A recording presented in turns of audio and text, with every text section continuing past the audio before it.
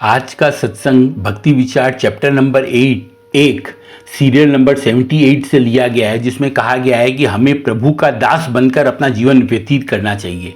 ये एक सर्वमान्य सिद्धांत है कि आज हम इसके विपरीत कर रहे हैं। हम माया के दास बने हुए हैं कलयुग में, मगर हमें प्रभु का दास बनना चाहिए। किसी भी भाव से हम प्रभु से जुड़ते हैं तो दासत्व का भाव उस सब में रहेगा। हम प्रभु से कांत भाव से जुड़ते हैं, सखा भाव से जुड़ते हैं, पितृ भाव से जुड़ते हैं, मातृ भाव से जुड़ते हैं, तो दासता का भाव सब में रहता है। प्रभु श्री हनुमान जी दास भक्ति के सबसे बड़े आदर्श है। उनसे बड़ा आदर्श न कोई हुआ है न कोई आगे होगा। हम माया के नहीं, हमें माया का नहीं बल्कि मायापति प्रभु का दास बनना चाहिए। माया का दास बनने में से पतन ही पतन होता है हमारा, और मायापति प्रभु का दास बनने से हमारा उत्थान ही उत्थान होता है। प्रभु से किसी भाव से भी जुड़े, दासता उसमें रहेगी ही, क्योंकि शास्त्र कहते हैं कि जीवे नित्य प्रभु दास।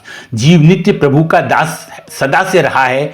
हमें बस खाली ये मानने की जरूरत है। हम नहीं मानेंगे तो भी हम प्रभु के दास ही हैं, क्योंकि जीव नित्य प्रभु का दास, सनातन जो रिश्ता है हमारा वो प्रभु का दास का रिश्ता है।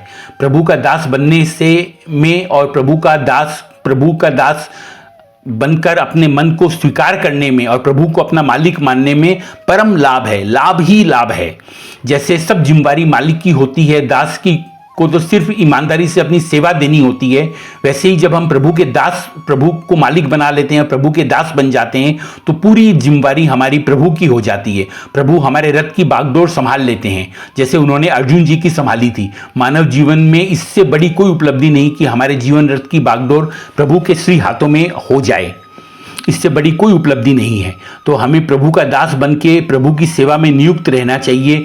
ये सबसे बड़ा पुरुषार्थ है, सबसे बड़ी उपलब्धि है मानव जीवन की। हमें भोगों का दास, धन का दास नहीं बनना चाहिए। उससे तृप्ति नहीं मिलेगी जीवन में कभी भी। तृप्ति केवल प्रभु का दास बनने पर ही हमें जीवन में मिल सकती है। प्रभु के लिए दास भाव हमारी आत्मा का सबसे शुद्ध अवस्था में जब हमारी आत्मा होती है, तब प्रभु के लिए दास भाव हमारी आत्मा में जागृत होता है। तो अगर हमारे मन में दास भाव है प्रभु के लिए, तो हमें मानना चाहिए कि हमारी आत्मा शुद्ध अवस्था में है। दास मानते ही नकारात्मक ऊर्जा हमारी खत्म होने लग जाती है और सकारात्मक ऊर्जा का उदय हमारे भीतर से होने लग जाता है, क्योंकि ये सब प्रभु से हमें मिलता है, हमारे मालिक से हमें मिलता है। जब तक हमने अपने आप को मालिक माना और मानते रहेंगे, जीवन हमारा संघर्ष भरा रहेगा। हमारा जीवन संघर्ष से भरा हुआ रहेगा। पर प्रभु को अपना मालिक मानते ही और प्रभु का दास बनते ही हमारे जीवन के जो संघर्ष है वो खत्म हो जाते हैं। सर्वोच्च अवस्था प्रभु का दास बनना ही है। इसीलिए प्रभु का दास बनने में अगणित लाभ हैं। हमारा अहंकार खत्म हो जाता है, हम भय रहित हो जाते हैं, हम तनाव मुक्त हो जाते हैं, हमें चिंता रहित हो जाते हैं। हम तो लाभ ही लाभ है, अगणित लाभ है। हम लाभ की गिनती करेंगे तो हमारी सूची कभी खत्म नहीं होगी। प्रभु के दास बनने में इतना लाभ है। जो कुछ भी हमें मिला है, हमारी श्वासें भी जो हमें मिली है, वो प्रभु की दी हुई है। तो इसीलिए प्रभु का दास बनकर प्रभु का आभारी होना चाहिए। एक एक चीज जो हमें मिली हुई है, बल, बुद्धि, विद्या, सब प्रभु के कारण है। प्रभु सबके दाता हैं।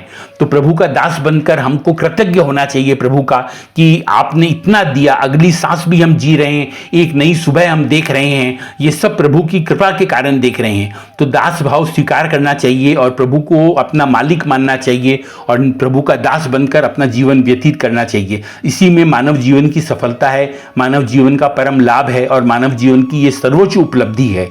जय श्री हरि।